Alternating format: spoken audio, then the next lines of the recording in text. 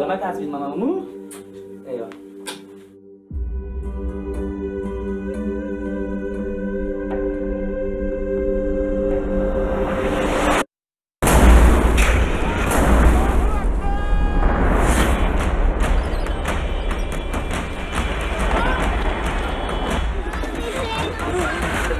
Missile attacks on hospitals and schools in rebel-held areas that left up to 50 civilians dead.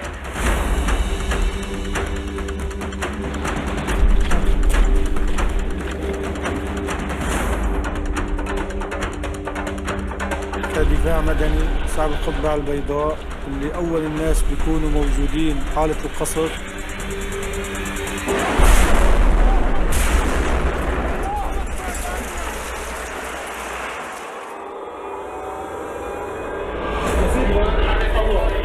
من سوريا الكل العالم عم بتابع أخباره وعم ما حدا يلاقوا له حل.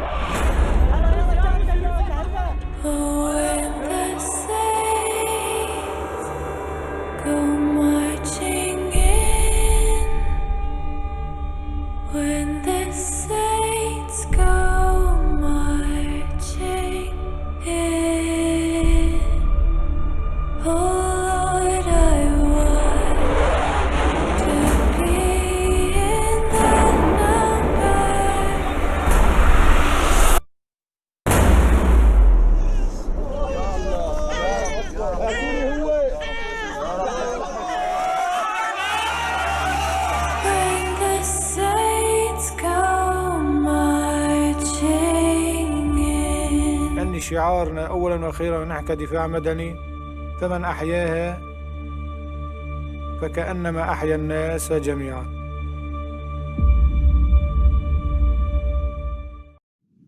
Hello everyone and welcome to our first ever TTFF talk with filmmaker Orlando von Einsiedel. And thanks so much for joining us. This year our full film program will be screened online from September 9th to the 15th. So we're officially at day 4 of the film festival with our new media exhibition installed at Medilla Art Gallery in Woodbrook, Port of Spain. If you're joining us via Facebook Live, do feel free to pose all your questions in the comment section below and we'll address them during the session. We're putting aside about 15-20 minutes towards the end of the session to do the question and answer section. Don't forget you can check out our full film listing and pay for film bundles at online.ttfilmfestival.com. And we'd like to thank our TTFF sponsors and partners. TTFF is given leading sponsorship by the Ministry of Tourism, Culture and the Arts, contributing sponsorship by Republic Bank Limited, with Shell Trinidad and Tobago Limited supporting TTFF 20 online industry events. So I'd like to welcome our guest for our first ever TTFF talk, Orlando von Einsiedel. Hi, Orlando. How are you doing? I'm good. Thank you for having me. It's lovely to be able to talk to you. So great to have you with us. I'm just going to introduce you a little bit of your bio so that we can situate you for the audience. So Orlando is drawn to telling inspiring stories of humble heroism from around the world, often combining intimate personal narratives with macro-level politics, powerful visual aesthetics, and on-the-ground journalistic muckraking. Probably my favorite section of your bio, by the way, Orlando. Journalistic muckraking, I like that. He's worked in impenetrable and difficult environments from pirate boats to war zones and has won over 100 international film and advertising awards. He's the director of the 2016 Academy Award-winning Netflix short documentary, The White Helmets, which follows the lives of a group of heroic Syrian civilian rescue workers. His debut feature documentary, Virunga, charted the story of a group of courageous park rangers risking their lives to build a better future in the Democratic Republic of Congo. BAFTA and Academy Award nominated, the documentary won over 50 international awards, including an Emmy, a Peabody, a Grierson, and a DuPont Columbia Award for outstanding journalism. Orlando is also the founder of London-based production company Grain Media, and this year Grain won its second Academy Award for the documentary short Learning to Skateboard in a War Zone If You're a Girl. Woof, that's a lot, Orlando. So tell me a little bit about your route into documentary filmmaking. So I have a very strange route into filmmaking. I once upon a time, almost in another life now, when I was a lot younger and bendier, I was a professional snowboarder, and the way you make money snowboarding is you get sponsored by, I guess, a clothing company or a snowboard company, and you get a tiny bit of extra money every time you're on a video or a magazine. And it sort of creates this incentive amongst you and your friends to all learn how to film each other and take photographs of each other. And I learned the craft of, pretty basic filmmaking, but I learned the craft of filmmaking through that, making snowboard videos. I always knew at some point, kind of the making of snowboard films became more interesting to me than the actual snowboarding. And I'd broken pretty much everything in my body at that point as well, and I was getting older. And I always knew I cared about issues in the world, and I wanted to try and tell stories about that. And that sort of led me away from snowboarding into documentary. And then that kind of, I guess, started my career in documentary filmmaking. Mm-hmm. And so was there a particular moment, breaking of bones notwithstanding, was there a particular moment? There wasn't a sort of a key moment. I guess I'd always, the last snowboard film I made, I tried to bring in really, really badly and very clunky. I tried to make it slightly more serious. Even though it was about snowboarding, I brought in stuff that, some issues that I believed in, environmental issues and stuff like that. And then I guess that was the moment I realized that maybe the next film I should make shouldn't be about a snowboard one. It should be about something else. And actually what happened then is I started to make really sort of heavily journalistic films and investigative fills. And they were often for networks like Al Jazeera English. And they were often these films where there was I guess a big injustice happening somewhere in the world, and we'd go and we'd investigate what was going on, and you generally try and bring somebody to account, whether or not that was for the pollution of a lake in Ethiopia or the trafficking of children from somewhere. I think what was interesting is, while making these very dark, depressing films that I found really hard to make, I'd often come across stories and people that were really inspiring and really, really amazing. And I found it very strange that the news in the United Kingdom, it was very rare that I'd be watching the television or even reading a story about somewhere in sub-Saharan Africa or somewhere in the Middle East that was positive. And but while making these darkly depressing films, I'd always be coming across incredible stories that were positive and full of hope, and in some ways showed very different sides to those countries. And I thought they're the kind of stories I'd really like to tell. And one day I came across a story in a newspaper about a skateboard school in Afghanistan, and it sort of brought together all these different things from my past. It brought together this. I was, as well as snowboarding, I was a skateboarder.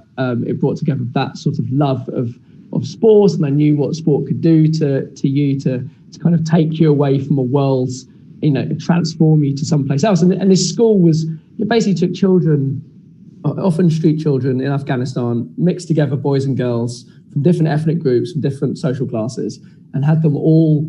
They'd skateboard, they'd mingle, they'd break down prejudices they might have about one another, and they'd get an education at the same time. We went out, we had a tiny bit of funding. Two of us went out, me and a cinematographer called Franklin Dow, and we spent 2 weeks there, and we made this short film. It was 9 minutes long, and we released it on Vimeo. And it was just it's just about beaming children at skateboarding and talking about their hopes for the future. And it sort of went viral after a week. And it was, you talked about whether or not there was a moment. For me, that was, I suppose, the biggest light bulb moment I think I had in my career, because I realized that it wasn't just me who was maybe interested in hearing about hearing stories that were positive from places like Afghanistan. And in some ways that shaped, I think it probably shaped the next 10 years of my life in terms of what I guess I followed in I guess in the subject matter of the stories I'm interested in telling. Yes, I mean, my husband has this thing that he says, there's always this sort of BBC reportage, and the BBC reportage it can be profoundly depressing. I mean, it's basically the world is coming to an end any minute now in every report, and I feel as though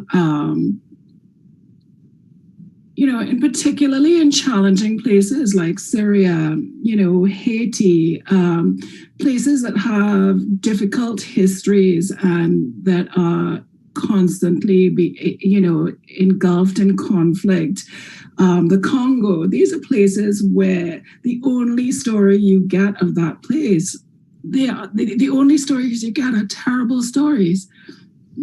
stories of injustice or heartbreak or devastation or natural disasters. And it can be really hard, I feel, to imagine anything else for these places. So I completely hear what you're saying. Well, I think there is, it is important that difficult stories are told, and it's important that audiences, let's say in the UK, they hear difficult stories about what's happening around the world. But if they're the only stories that are being told that are getting coverage on the news, that's also problematic, because that reinforces the wrong idea about, let's say, the people from those countries, and it's also not the lived reality every day. All societies have this huge difference. Places aren't just homogenous where it's just disaster. And so, it's important to have a balance. And I think more and more we are seeing those sorts of stories coming through on television here in Britain. Yeah. But yes, definitely the majority of stories most of us here are on the news are definitely doom and gloom. Yeah, and also, and I suppose in a news story, it's very difficult. I mean, news is a very particular kind of beast, right? You have 2 minutes to get in there, talk about what's happening, and everything has to be soundbiteable, etc. Whereas the gift of documentary is that it's like feature writing. You're able to take a step back and explore the length and breadth of a subject in a way that is, much more satisfactory and much more satisfying and much more telling, would you say? Yeah, I think that's exactly one of the brilliant things about documentary is that you can explore you explore things slowly. Not every documentary, but a lot of documentaries, certainly feature documentaries, is that you spend years working on these things and you explore a subject matter slowly and delicately, and you build, as a filmmaker, you build up long-lasting relationships of trust with the people that are at the centerpiece of your films, and you can tell a much more nuanced story about a particular situation that the news and the timelines that news crews have just would be impossible. Mm-hmm. So we're talking about stories. So I want to know if there's one when artists do portraits of people, there's always a way that they're painting themselves. When writers write fictional stories, there's always a way that they're writing about themselves. Is there one fundamental thing that you're trying to uncover in your stories, or one fundamental question that sort of propels you and guides you? That's a very difficult question to answer.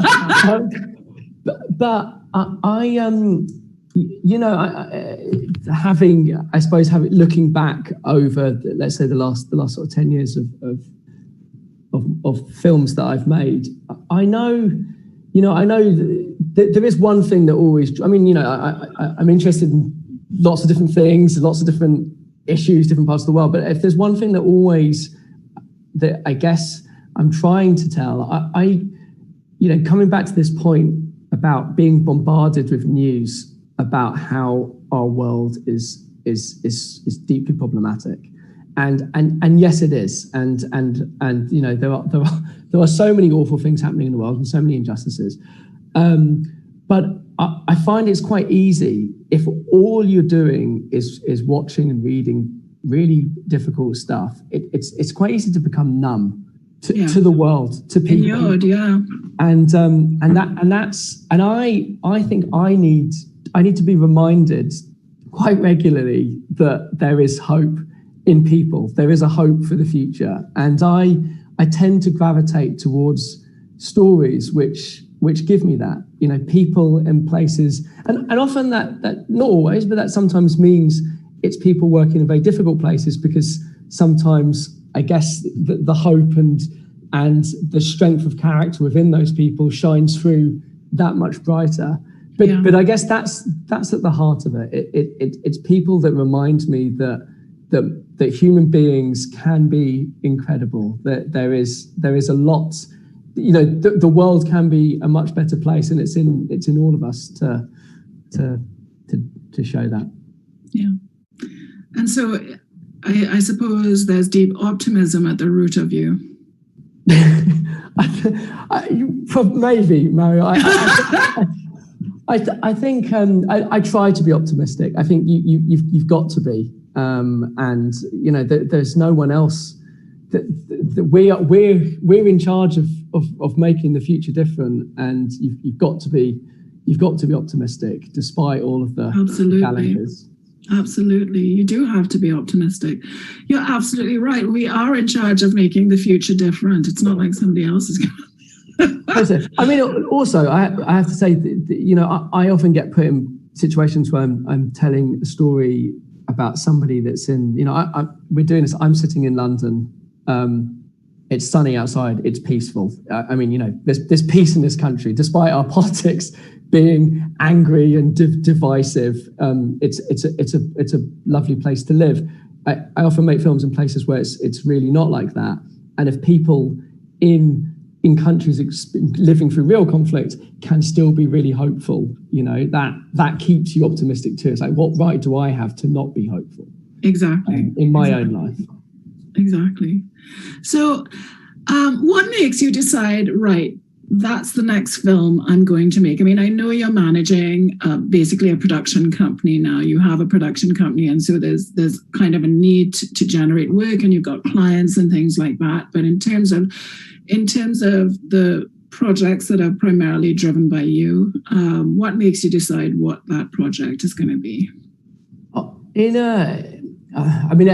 Every project, I guess every project has a different genesis. But if I was to say there was one kind of thread, it is, not to beat the same drum, but it is when there is a story about it's normally about an individual who, after reading about them and learning about their work and often their sacrifice in some form, and that makes me want to be a better individual in my own life. I find that's when I start to feel excited about that project. Now, that's a massive generalization, and like I said, every project's different, but that is often the initial spark that makes me want to go down a road of looking into that story and whether or not it could be told in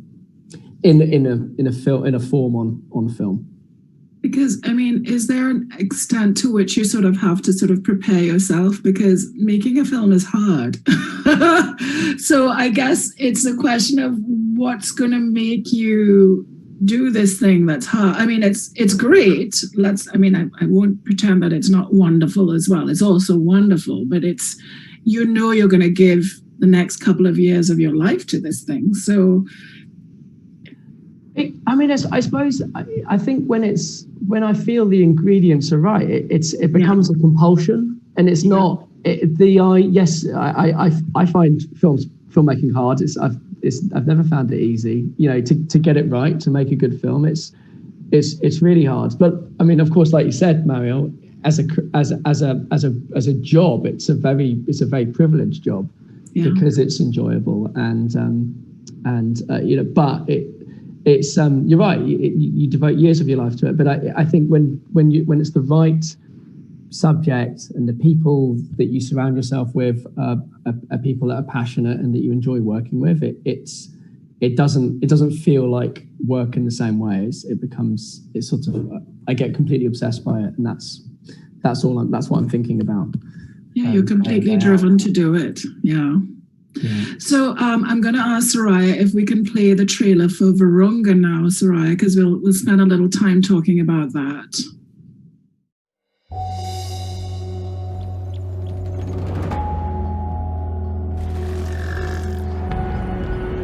Le parc national de Virunga, c'est la vie de la communauté. C'est dans cette entité-là où vous pouvez encore trouver les gorilles des montagnes. C'est ça ma vie. Ils ont l'amour.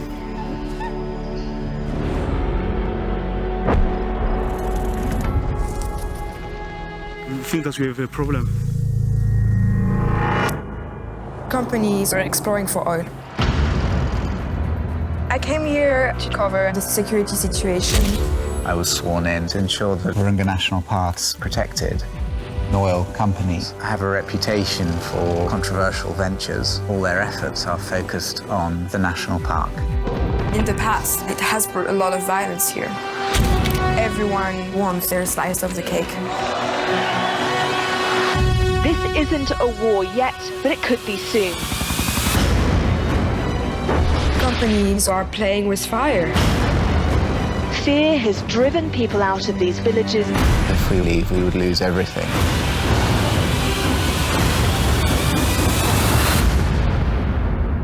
The national park is the only hope this region has.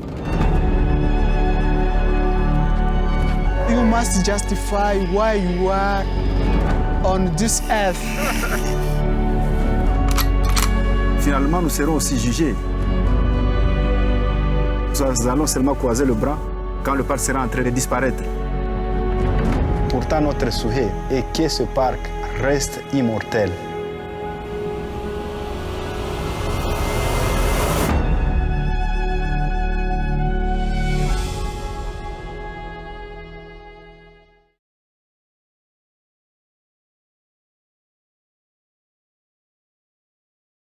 Okay, so Orlando, we just watched the trailer for Virunga, and in fact, it's the first film of yours that I'd ever seen, and it follows a team of park rangers working to protect mountain gorillas in the Congo, and the story quickly gets a lot more complicated and potentially very, very dangerous. Tell me how you learned of the story and what made you decide to head over to the Congo with your camera.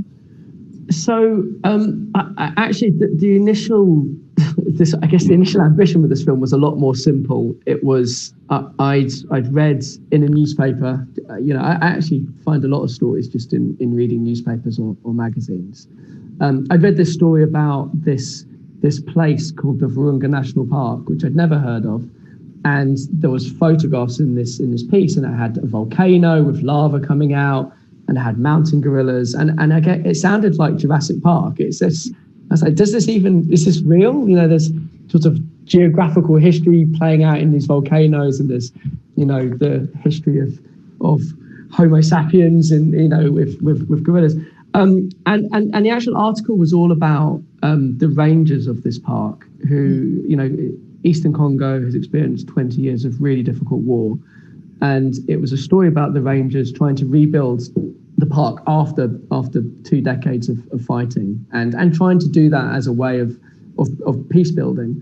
And I found that story, it just incredible and very inspiring. And so I wanted to try and tell that story, a story of sort of rebirth after decades of conflict.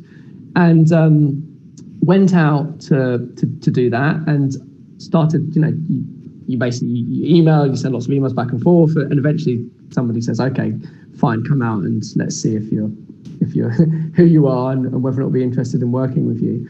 And after sort of a week or two of being on the ground talking to the rangers, they'd learned about what I wanted to try and do, and then one day they sat me down and they said, okay, Orlando, the film you want to make, that sounds really interesting, well done. But really, the story you should be looking into is a story about an oil company from your country, from Britain, and what they're doing to this park. And I was like, what? And gradually, this web of illegality and all sorts of very deeply problematic things, which the film explores, partly related to the behaviour of this company and its contractors on the ground. That's this sort of web emerged, and that's what the thrust of the film is. So it's about these rangers trying to protect this park against the illegal actions of this oil company. And while we were there, this new civil war started. And so I guess, the film I ended up making was like a complete U-turn to the film that initially set out to make. Mm-hmm.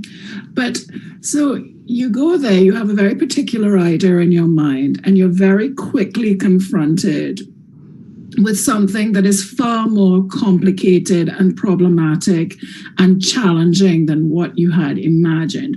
What is it in you that says, I'll stay, rather than time to go? Tell me about that. It's funny. It's taken a long time to learn that, actually. I think when I started making documentaries, I went in with quite a rigid idea of what I thought the film would be. Yeah. And then if anything changed on the ground, that was basically massive panic. And how this isn't going to work, the film's a failure. The reality is, I think, everything always changes on the ground. You might have planned everything while you're in London, and the moment you arrive somewhere, or even if you're filming around the corner, everything's different to what you planned. And actually, I think that's one of the most exciting things about documentaries, is that it's real life. Things can change, and you have to then adapt to it. And actually, I think a lot of the best films of best documentary films of the last 10 years have often been films that began as one thing and then became something totally different. You say, what was it like when I found that out? I don't know if I think what happened is actually it sort of blew my mind in a very scary way, because it was the film. Everything just became so much bigger than I'd imagined, and that was really, really worrying. But I still believed that the core element of what I set out to make, that hopefully comes through in the film itself. Yeah, because it's very difficult. I mean, I remember with one of my films early on, just having a very clear idea of what the trajectory of the story was going to be.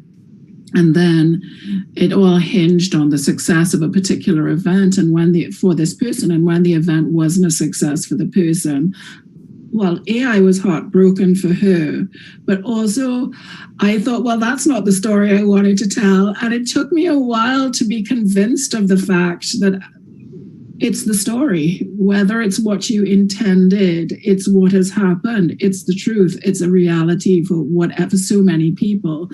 And actually kind of finding a way to let go of your preconceived ideas is really, really essential to storytelling, I think, to documentary storytelling. Well, I think it's also, there's lots of conversations happening about this at the moment, about what is extractive filmmaking and what isn't. And one of the things that that can be, filmmaking is inherently extractive anyway. I think the job of filmmakers is to try and make it as positive for people that are in the films as possible, as non-extractive as possible. But something which is definitely difficult and problematic is people from one part of the world with a load of preconceptions go over to another. They have in their heads exactly the kind of film they want to make, and they get there, they stick to that film, and they don't allow themselves the room to learn about what's really happening on the ground. They don't allow themselves that space to interact with people and be told, actually, your preconception, your the idea that's in your head, it's a fiction. It's not really real. Actually, it's much more complicated. And, you know, this is how our lives really are, not like what you have in your head. So I think that is really important. It is really important to listen to people, to make films collaboratively. And I'd like to think that the films that we make, most of the people that are in them, I suppose, you know, I think the key protagonists, if we've done our job right, at the end of the film, they don't feel that they're just in a film. They feel like this film is also theirs. They would talk about the film as being their film too. And I think that's really important. So this speaks to the issue of, the really thorny issues of representation and authenticity, because, and especially, ethnographic type documentaries, they can be so problematic because it's, you're sort of going into a place, as you say, making assumptions and telling the story based on your assumptions. And often that can be quite damaging to the place or the people that you are focusing on. So how do you retain a gaze that is not completely influenced by your Western learning, by your UK privilege, if you like? Well, I think I have to be realistic and say that you can't, because of who I am, because of where I've grown up, and my experiences, I will always come with that gaze, or a gaze of sorts. So what you have to try and do is to. It'd be wrong to say it's not there at the end, but I think that's part of, as films developed and as we've got more and more critical about things, that's recognised and that's spoken about and acknowledged, and that should be part of the filmmaking process. I guess, I mean, we could talk about this for hours, Mariel. I guess part of the answer is about being open to change, being open and working with people on the ground that the film is about, and listening to what they have to say, and accepting that you might be massively wrong and that you need to change the film entirely, potentially. I mean, I think you also have to start at the very beginning though and take a step back and ask yourself, is it right for you to make that film? Are you necessarily the best placed person to do that? Is there other people that are better placed? Are there people that maybe you could support? Is certainly in the position that I'm in my career now, that I try and make, as a company, but also individually, we try and open up as much space for people that maybe have had less chances to work in our industry and help them tell stories. So yeah, it's a very important discussions to be had around this stuff at the moment. Right. So I wanted to ask you about the question of success, because my understanding is that Virunga was your first really major success. You were nominated for an Academy Award. Leonardo DiCaprio, world famous celebrity actor, came on as an executive producer. What was that like for you? Well, Virunga was early on in the making of that film. It was we all felt that, and we worked very collaboratively with the park itself and the rangers, and we all realised that the film could play a key role in protecting the park against the threat from illegal oil exploration, which is what was happening. So I say all that. There was Joanna Natasagara, our producer on the project. She was also our impact producer and developed a brilliant impact campaign to run alongside the film. So we were, when we launched the film, we were doing an enormous amount to try and use the film in a positive way to protect the park, and part of that was about to make the film have as much reach as possible around the world. You never know, we had ideas about that we'd screen the film to the business community, we'd screen the film to politicians, we'd screen the film to the general public, because you're not quite sure which levers it is that might lead to change on the ground. Right. Leonardo DiCaprio becoming involved in the project was for the very reason of reach was just incredible. His social media has tens of millions of followers.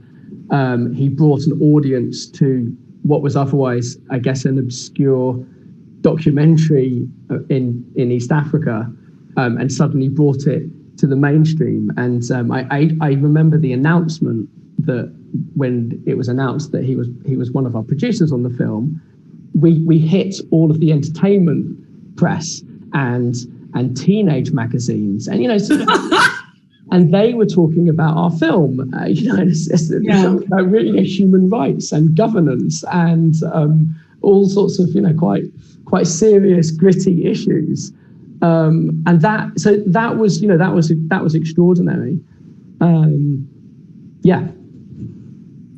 But in terms of managing the difficult waters of success, I mean, it's all when everybody's kind of working towards something and everybody's a little bit obscure, and there's a kind of way that, the spirit of collaboration kind of wins out. But then when success happens, I'm curious about what impact that has had on you as a filmmaker, and also on the people around you, and how you navigated that personally. Well, I think it's, to give you a really simple answer, Mariel, it's, I think you have to be very careful with success. Because if you're not careful, you can get, I think that anyone that's gone through, I guess, thing like the awards circuit and all that other stuff,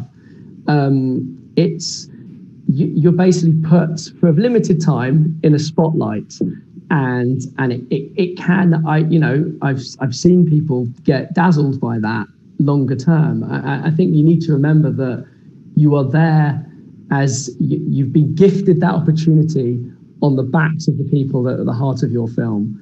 And we took that very seriously as a film team. And we used that opportunity very carefully to push the message and the issues at the heart of our film. And I think in some ways that kept us all pretty grounded, because we were there to do something and try and use that opportunity, that really, really incredibly privileged opportunity that we had to do something positive. And it meant that I don't know. I think I didn't ever feel that it was success for success's sake. It felt like we were given that opportunity to do something, to try and do something positive with our film. Right. And that, I think that was a good thing, not just for the issues, but it was a good thing for us as a film team too. If that makes sense. That does make sense, and it's a really useful thing to keep you grounded. When you have a purpose and a very sort of particular kind of line that you're trying to take, then that's very helpful. I think it must be an anchor. So I'm interested in the question of making social issue documentaries, which you do.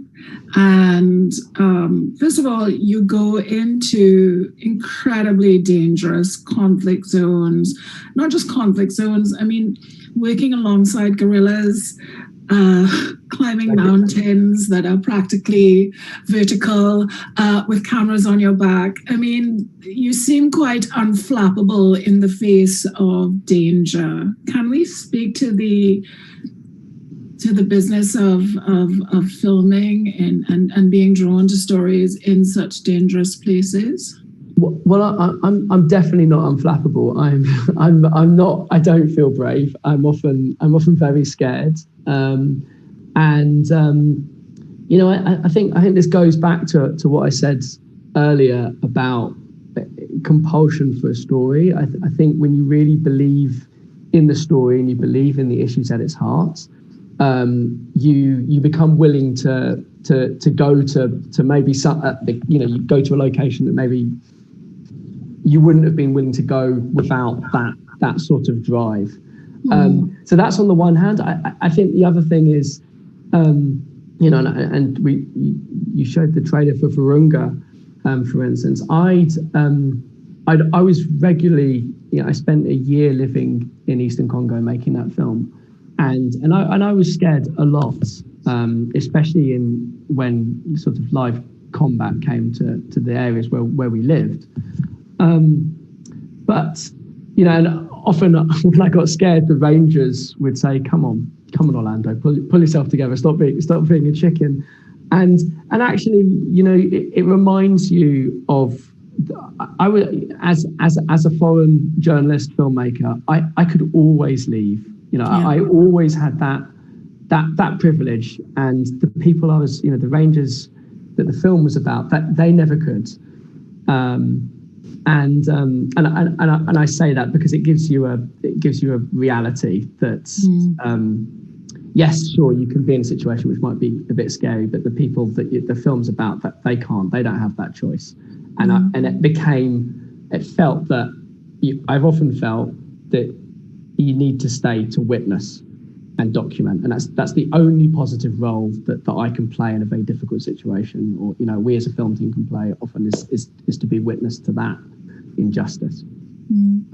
In terms of White Helmets, I was saying that I was watching it again last night, and I mean, it's really hard. I mean, White Helmets deals with these sort of heroic people in Aleppo who are basically throw themselves. I mean, what was astonishing is they would stand outside the buildings and look at the trajectory of the missile and figure out that they were running towards where that missile was going to hit, to be able to respond as quickly as possible to get people out of danger and to help people who had been involved in the attacks. And it's devastating, Orlando. It's devastating. There are shots in there where it seems as though someone who's been wearing a GoPro has been hit by a weapon, or hit by gunfire, or hit by shrapnel from a bomb, and so the helmet falls off, and I'm assuming the GoPro falls off, and this person is a fallen hero. That's really, really, you're dealing with someone who has died. How do you deal with that? I mean, I mean, you said it, Mariel. It's the situation in Syria when we were making this film. The situation in Syria was incredibly bad, incredibly difficult. It still is. That the story that the film tells is maybe not quite as intense as it was then, but it's still civilians are still living under the bombs of Russia and the Assad regime. That continues very much so. Yes, and the material that we filmed, that was part of, that made the package of the film, was very difficult material. And I think everyone that worked on that, it's stayed with them. That's that has always lived. That I think I plucked when we were editing the film, I inadvertently plucked half my beard out just without even realizing, because it was very stressful to do. But again, that's the stress that I felt in an edit suite building this film is nothing compared to, obviously it's insignificant compared to what people and the people that took part in our film. But when you're editing something in which there is such violence is represented, and there are literally dead bodies all over the place in Aleppo, and how do you avoid the sensational? How do you avoid gratuitousness and sensationalism? Well, it's interesting you say that. The actual, what ends up on screen in the film, The White Helmets, was a very sanitized version of the reality. I mean an extremely sanitized version of the reality. The raw footage was completely horrendous. And just, the most awful graphic material that you could ever imagine. So yes, there are still shots in the film which are very difficult to watch, definitely. But it was, we felt we went it feels weird to say this, we took the film to the most mainstream version that we could before we started to feel that we were censoring the reality. Yeah. And we're going to have to open up for questions soon, but I just wanted to ask you this. When the social issues you're dealing with are so critical and have such far-reaching implications for life and death, how do you find the story at the heart of the issue and not get completely taken by the largeness or the scariness or the seriousness of the issue itself? Very, very simply, actually, the touchstone, I think, for the films that we make as a film team has always been to just follow and tell a very simple human story about an individual or a few individuals that's frankly that's human, that's relatable, because we all, yes, we have wonderful differences in different cultures, and that's one of the things that makes the world so exciting. But we're all human. We all do a lot of the same things every day, and it's always been to try and tell that relatable story that we can all recognise, no matter where that person's from in the world.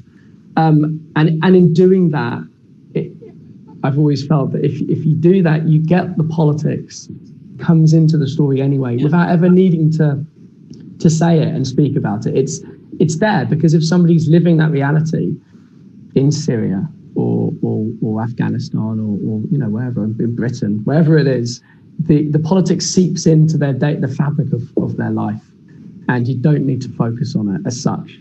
But the end result is that you as an audience, you feel it all anyway. Mm. Well, I wanted to play another trailer for Evelyn, but I don't think I'm going to do that because we've got some great questions coming up, and I'd like us to focus on the questions now. If that's okay. I do have one more question though before we go to those, because a couple of those the questions on the wall are sort of related to what I was going to ask anyway. But I once saw the writer Edwidge Danticat give a reading of her work, and right there in the bookstore, literally just minutes before she was about to read, she was editing her book, the novel. I mean, not notes, the novel, like crossing things out and rewriting them. So my question to you is anything ever finished for you? And how are you able to watch your work after it's done?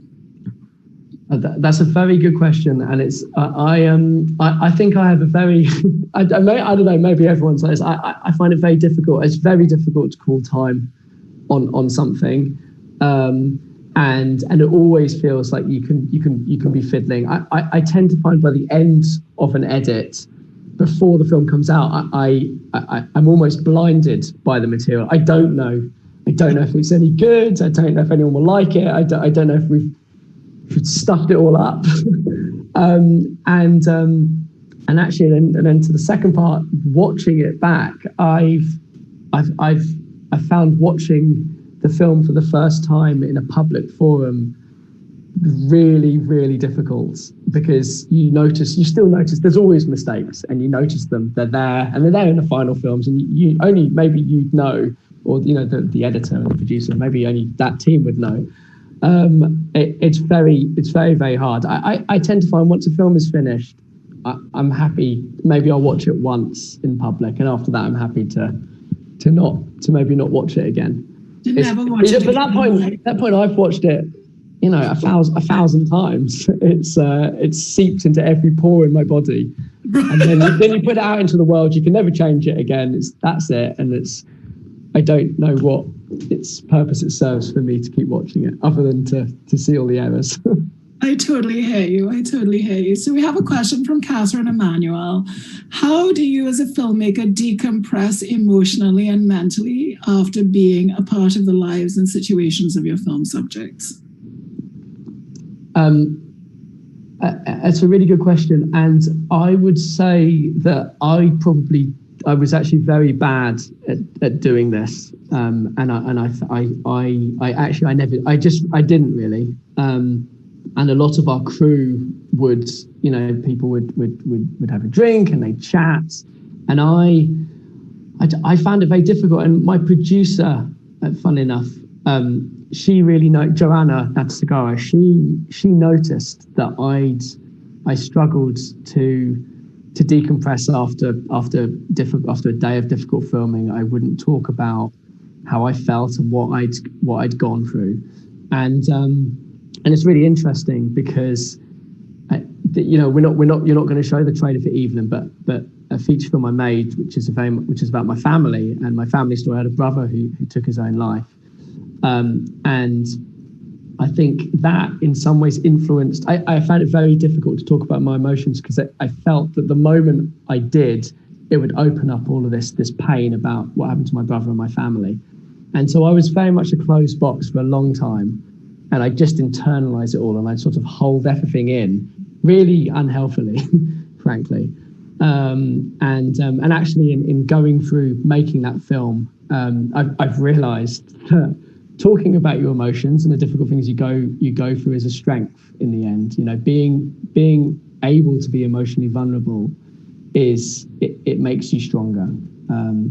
So I'd like to think I'm better than I was 5 years ago.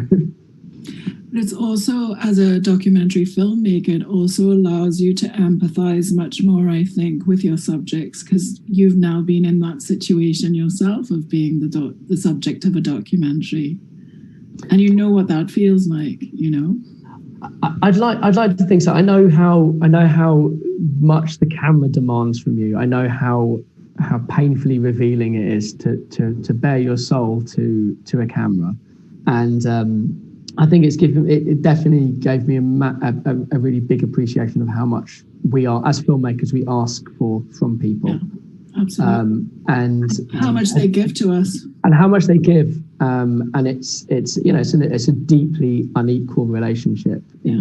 And recognizing that's important for loads of different reasons, but just on a human level, on a really simplistic human level, I'd like to think I know when to stop for the day a lot better. I try not to push. Yeah. So yeah. So we have a question from Safri, my sister. Do you think there's enough diversity in filmmaking, and how does your film company ensure diversity within its projects? It's a fantastic question. The simple answer is absolutely not. And I'll talk about Britain, you know, the UK where I am. The film, you know, London is a city that's very, very multicultural. It's one of the things that makes London amazing. The film industry is not representative of the city that we live in, and that's really problematic. And so, you know, there's always more we could do. I'm trying as a company. We're trying to be much better. We have partnerships with a college. At the moment, we're about to set up an apprenticeship scheme. We try really hard to make the crews on our projects representative of the society we live in.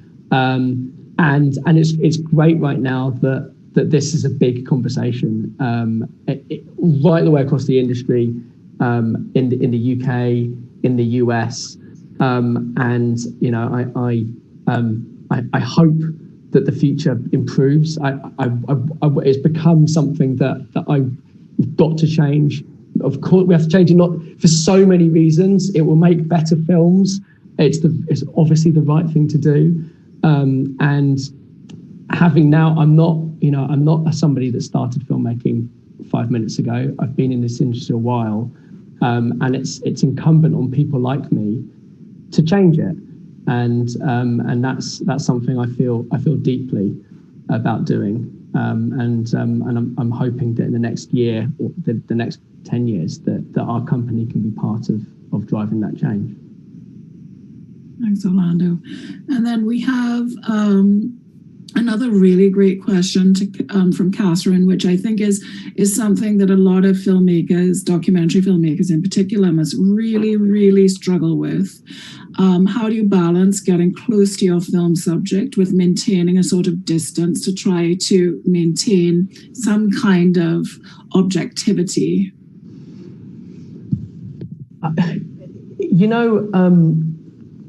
That's a very tough question. I find it quite hard to have objectivity, if I'm honest, and I think that's okay to say that.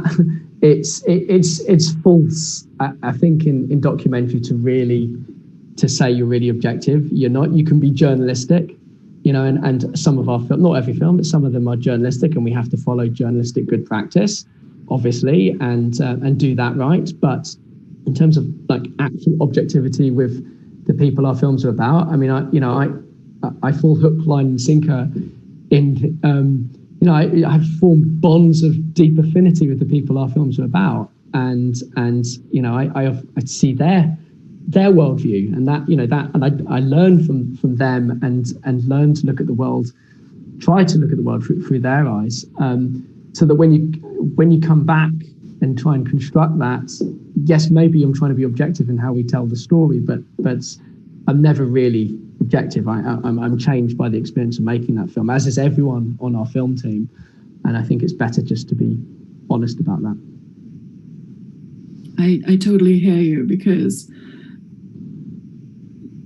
what happens is these people start to matter to you. They start to matter. Their stories start to really matter. You start to care about them, care for them. And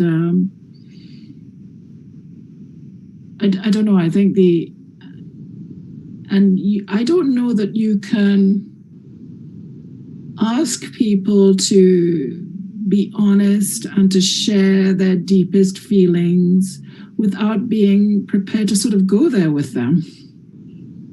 Well, I mean, Mariel, some of the people we've made films about 10 years ago, you're still very much in touch with them, and they're part of changing your life, and they become friends, very, very close friends, and I think that's a wonderful thing about the job that we have as filmmakers. A wonderful thing. So Orlando, we are just about to run out of time, and I do want to play the trailer for Evelyn as we go out. So is there anything else you would like to say, or any other comments or thoughts on being a documentary filmmaker and finding the story? No, I think you covered it. Are we exhausted? No, thank you very much for having me, and good luck with the rest of the festival. Thank you so much for joining us, Orlando, and for just sharing so generously about your own personal experience as a filmmaker. I mean, I think at the heart of it, all we're trying to do is tell stories, and tell stories well. And one of the things I love about documentary filmmaking is that it can feed your insatiable curiosity about the world, and it gives you a kind of access to go and explore the world, and courage to go and explore the world, because it gives you a sort of permission in a way that you would maybe not have if you weren't a documentary filmmaker. And I just wanted to say how much I appreciate your work, Orlando, and thank you so much for being with us. Thank you. Thank you.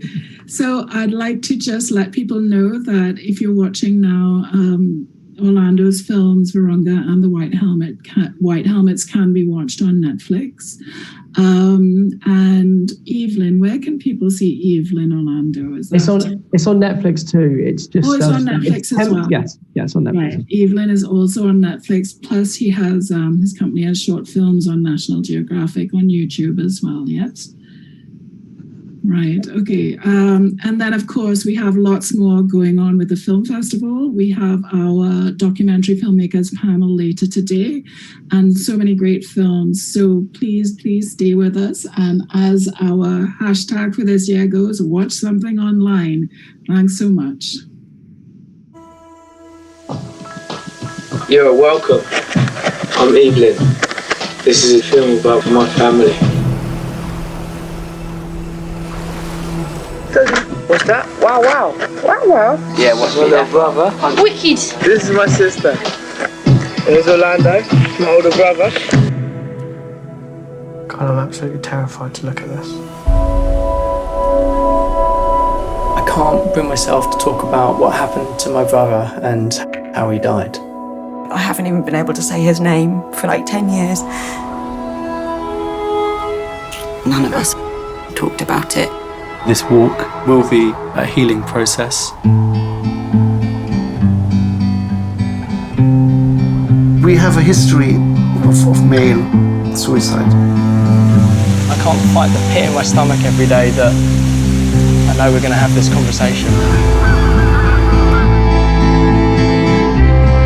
He was saying that I'm going to kill myself, like all the time. Maybe I could have said something that would have meant he didn't do that. It's the legacy of what happened and how all of our relationships have been fractured. No, I'm sorry, I'm not chilling out. Dad, stop it. If you don't open up completely, how you're going to feel later on. Every day I'm questioning whether or not this whole thing is a good idea. His presence has such an influence. I see Evelyn as a guardian. If I had to pray, it would be to that.